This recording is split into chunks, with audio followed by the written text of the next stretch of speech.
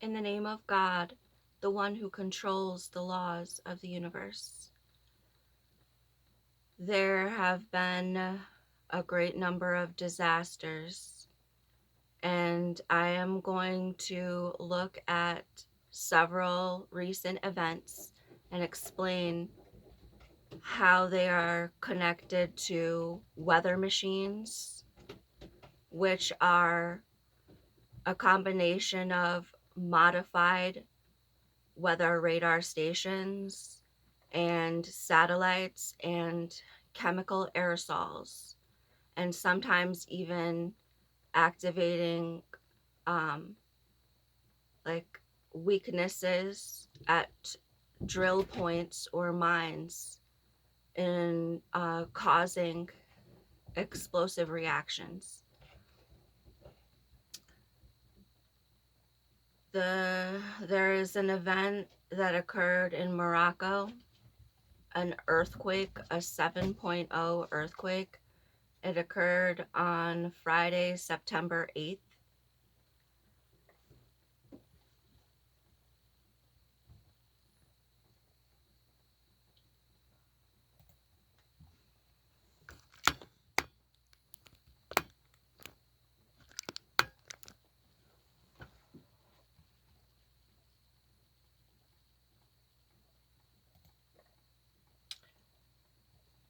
For 100 years in Morocco, the earthquakes are um, curiously absent here in the south of Morocco. And these yellow represent the most recent earthquakes in Morocco, and the large white circle under it represents the largest earthquake that Morocco has ever seen, ever. So, earthquake locations for the past 100 years are limited to the Atlas Mountains and the North Basin. Morocco has never had earthquakes greater than 5 magnitude until now. The area immediately around the earthquake represents 40% of the country's revenues for mining and petrol. And we expect massive damage to the infrastructure for mining and petrol at the location as a consequence of the earthquake. We're going to look at some satellite images of the location um, and describe the effects of this area. We're going to go locate this area. So this is the mountains. This is the extension of the High Atlas Mountains. And the mountain range stops here. And this is a valley. So the epicenter was under the mountain about 60 kilometers. And the greatest intensity of the movement is at the where the mountain meets the valley on the west, or rather the north. So there is a number of villages that are here at the base of this mountain that we would look at. There is a massive oil port, or gas port here at Agadir, and there is a gas uh, industrial operation here, and there is the largest Hagar mine and the largest zinc and lead and silver mine in Morocco is located here. And This area represents 40% of the economy. There are several other mines in this area for phosphate, and this area represents 40% of the economic revenue for Morocco. And as you can see, the earthquakes, when you look closer, now here is the area, and there is the earthquake under the mountain, and you can see that the only earthquakes in Morocco in 100 years were focalized there, focalized at the port of Agadir, where we said that they're oil pumping. Morocco has massive onshore and offshore gas drilling operations. You see that earthquakes focalized to the mountains, so they have some shaky mountains, very odd. And then and that would have to indicate that the seismic energy is focalized and not part of a planetary systemic process. And then the other place of obviously incredibly intense movement is in the Mediterranean Sea, and here at the Gulf north in Morocco. This red line is a plate boundary. They're tectonic plates, and or the actual border of Morocco is this dark gray line. So this is Moroccan territory, and this gulf represents an incredible intensity of the earthquakes occurring.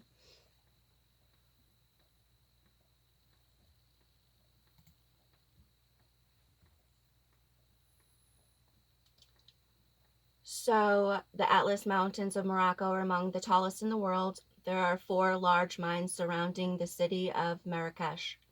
Morocco has 70% of the world's uranium reserves because the quality of their phosphate yields 3 times the uranium.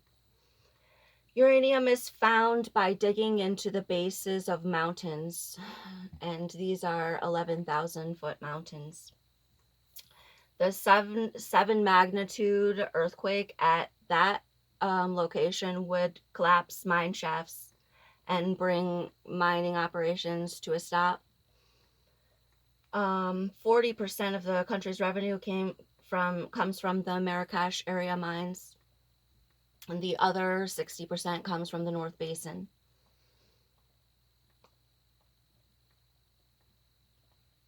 We'll look at the map.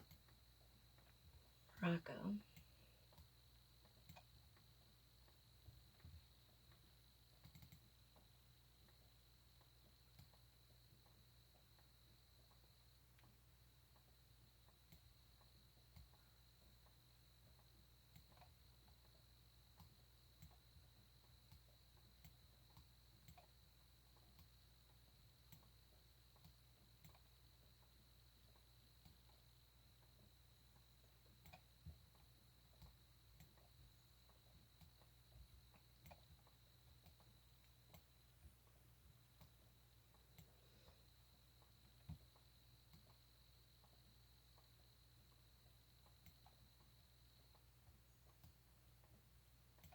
So here is the port of Agadir, which is a massive gas port, and there are offshore drilling operations, major contracts signed with other countries for joint oil or gas exploration, and there is onshore gas operations in this valley,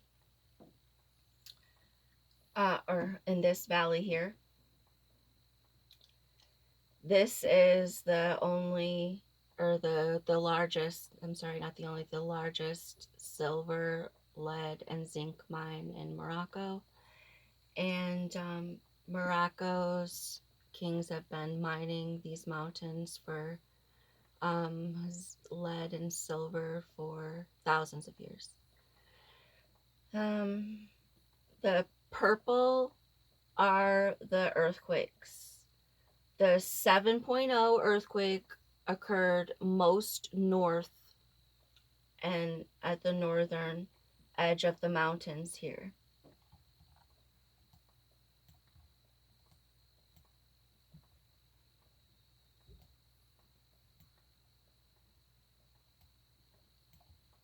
So this is north, and there's the 7.0 earthquake, which was followed that day by a 5.5, and then followed by a 5 uh, 7 days later in this vicinity. And these are the largest earthquakes that they've ever seen in the mountains of Morocco.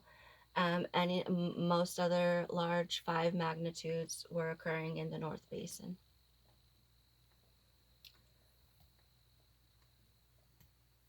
So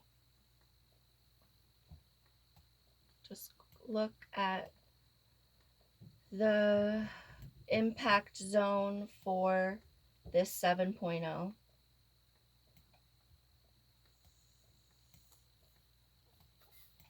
This is the 7.0 earthquake on Friday, September 8th.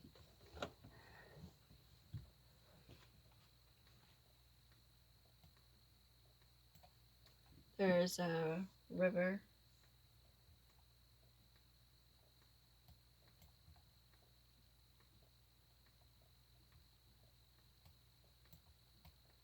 So there is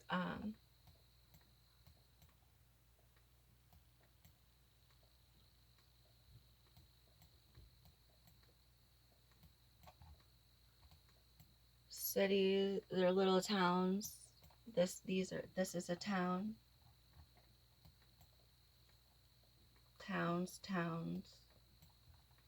Small town here.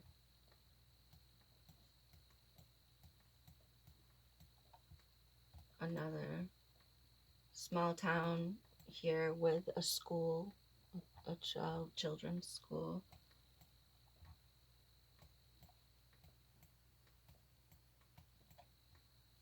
And then along the river, there's the 7.0 earthquake. Here along the river, just endless numbers. So that the greatest intensity of the 7.0 occurred exactly along this edge of the range, and the greatest impact was on the immediate edge of the range and not far out into the river valley, and it was to the northeast side of the river, the greatest impact zone.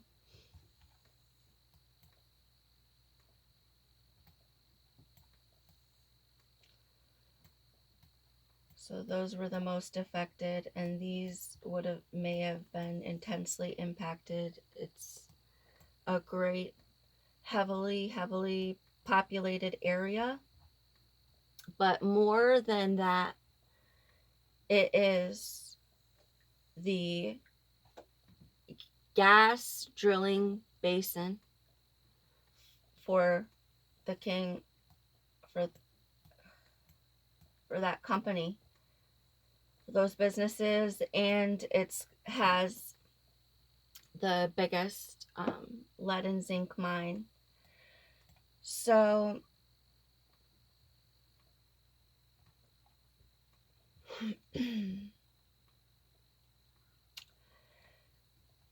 this, and here the other reds here, this is a phosphate mine, and the biggest solar power plant in the world.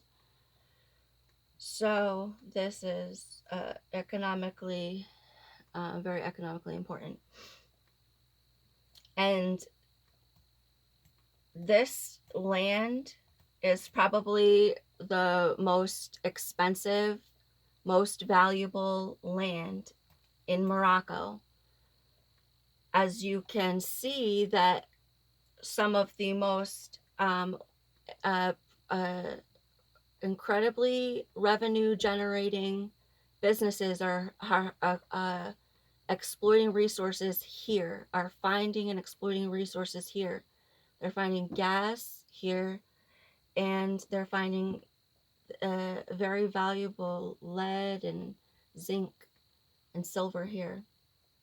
So um, you would never expect to, or be, or you wouldn't be suspicious of any kind of land grab here, um, unless you had seen something that occurred last month in Hawaii, in Lahaina, Maui, Hawaii.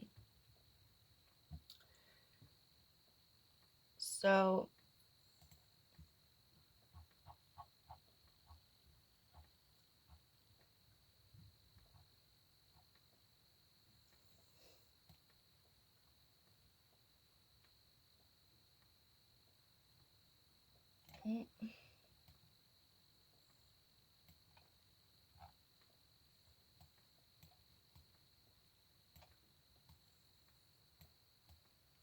so on August 8th in Hawaii, there was an event in which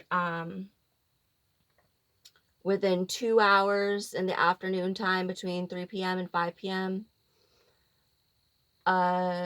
black smoke started rolling down the hill. It started in front of an electrical power plant, and it started spreading down the hill. There apparently had been fires that had started on the mountain early in the morning, which were attended by the firefighters, and then more fires broke out. This was on the fires occurred here at Lahaina. On the leeward side of a 4,000-foot elevation mountain range, which is a dormant volcano. And let's find us Lahaina. Here's Lahaina. There's updated satellite images showing the damage that has been done here. And this has mountains of evidence that it is a land grab and a history of that. So those motivations behind the activities that occur here,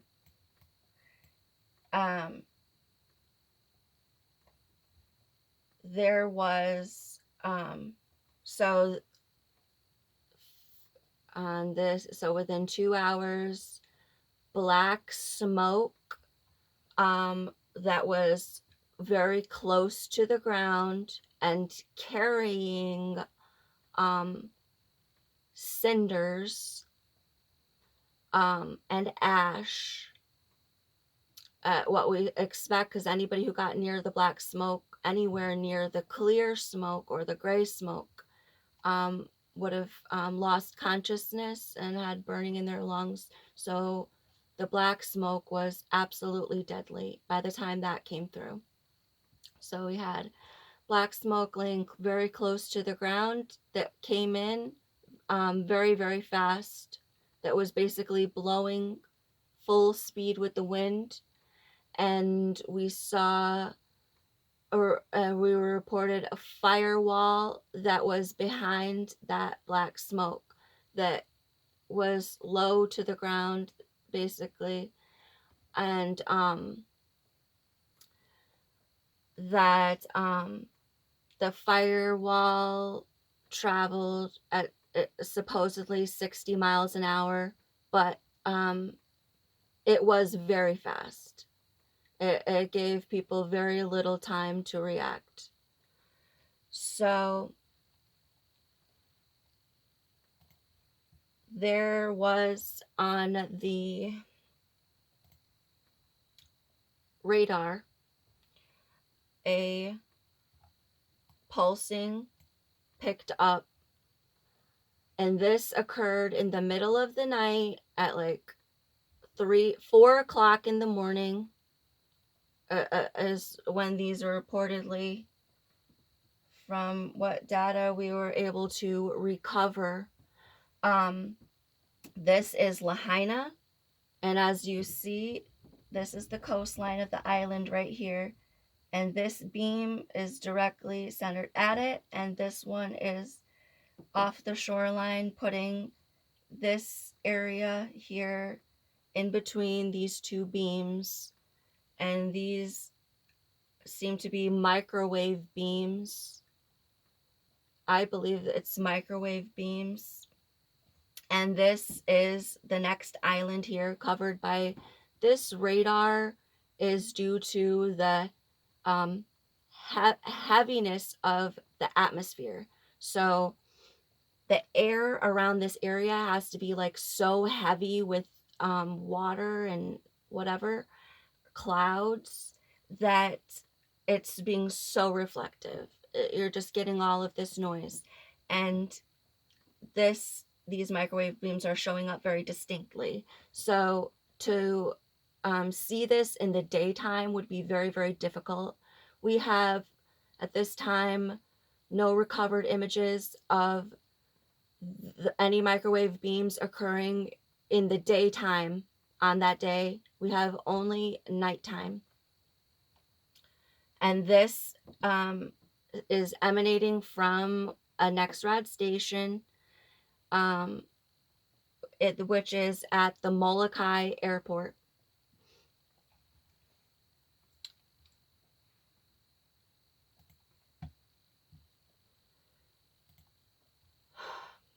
So there was an event that occurred 2 days later, which is connected to the weather machine. And in order to power a weather machine, the weather machines need fuels, and they need basically great mineral resources in order to produce all of the types of fuels that are powering or allowing these weather machines to manipulate the atmosphere. So they're having so if you want to manipulate something as incredibly grand as the atmosphere, you're going to need an incredibly big supply of resources to power that.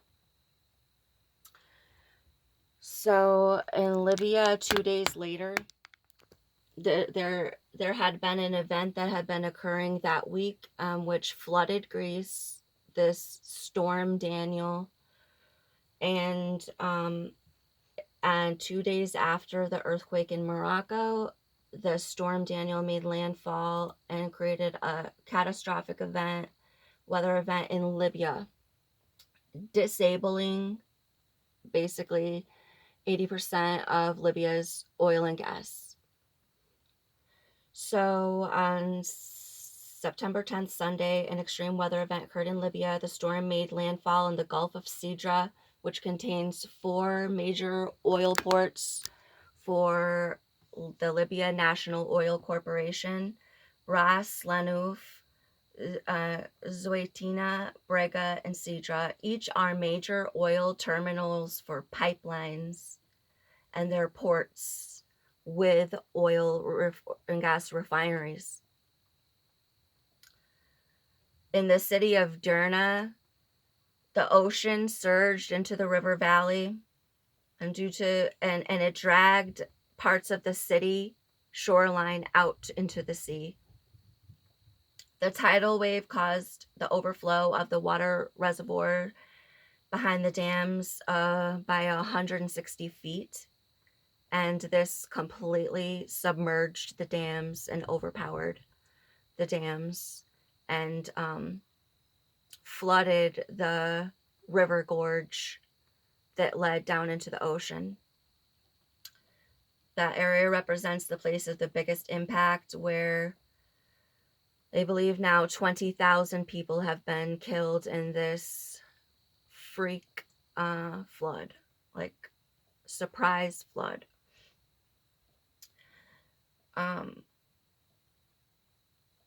So the news media is heavily pushing this idea of the dam infrastructure in Libya, which is preposterous because the water surge was over 100 feet high, which was something that no structure could withstand. The cause of the storm was a high pressure hole in the atmosphere that remained in the same place for days. So, in order to generate this storm, it required a lot of water to be brought up into the atmosphere. The only place to get enough water up into the atmosphere in order to generate something such as Storm Daniel, you would have to have a sea.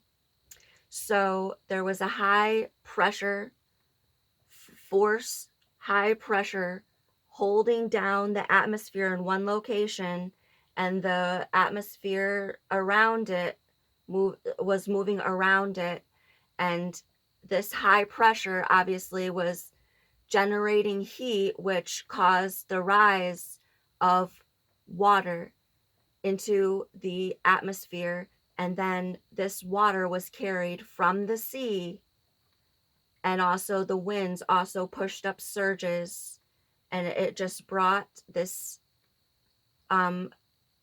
deluge of water onto the most important and vital Libyan port.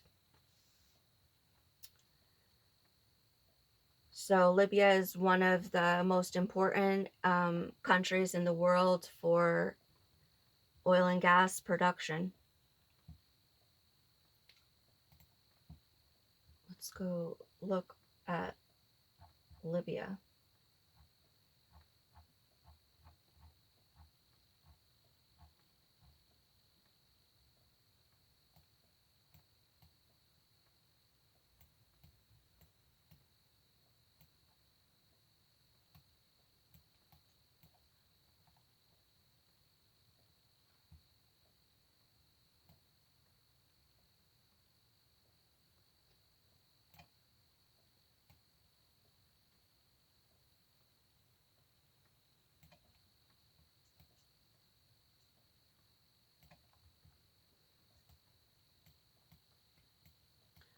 Four major oil and gas ports that supply gas to Europe are in this area.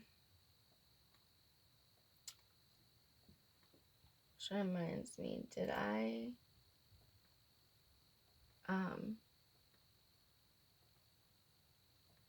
had something more about the Morocco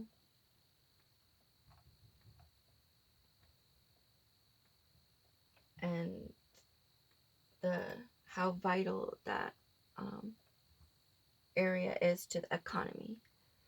So this is absolutely vital. The heart of the economy here that freak storm Daniel attacked. Four major oil pipe. There's a major hundreds and hundreds of kilometer long pipelines that carry the oil and gas from the heart of Libya out to the shore, to major gas refineries and ports, and then is exported to Europe. This is Benghazi here, and the ports are all along in here. And the most heavily affected area is Derna.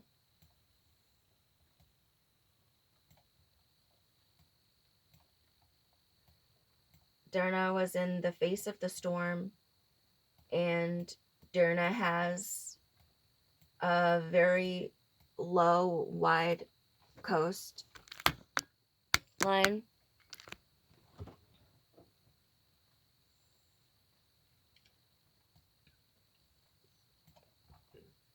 And Derna also has something that's obscured on the map here, which looks like mines or bunkers here in the walls. You can see these structures in the walls um, of the mountains here. And you can also see that any kind of tidal surge would not have been able to um, there's a large population due to this beautiful wide coastline, but that the mountains are dangerous if there's any kind of tidal surge. And the water came up the gorge, went up this river gorge here.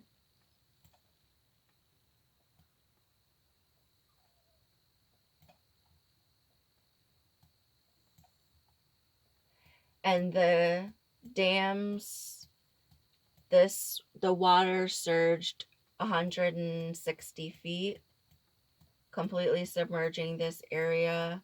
All of this, the water came from up here, came down, as well as having surged from the ocean.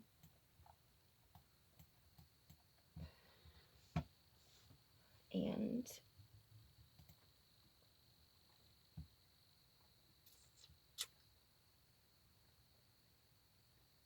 the cause of the storm was the high pressure hole in the atmosphere. The storm disintegrated as it made landfall, and remnants of the storm traveled all eastward towards Israel and in Egypt, and the storm cell heavily disintegrated as it came over the next radar station in Alexandria, Egypt. And the clouds just assimilated into the jet stream carried across South Turkey on Tuesday night, 2 days after it had the catastrophic event disaster. 80% of Libya's oil production is impacted in that area, and the rescue efforts are continuing, as probably they are promising to put these um, production facilities back online to repair damage. So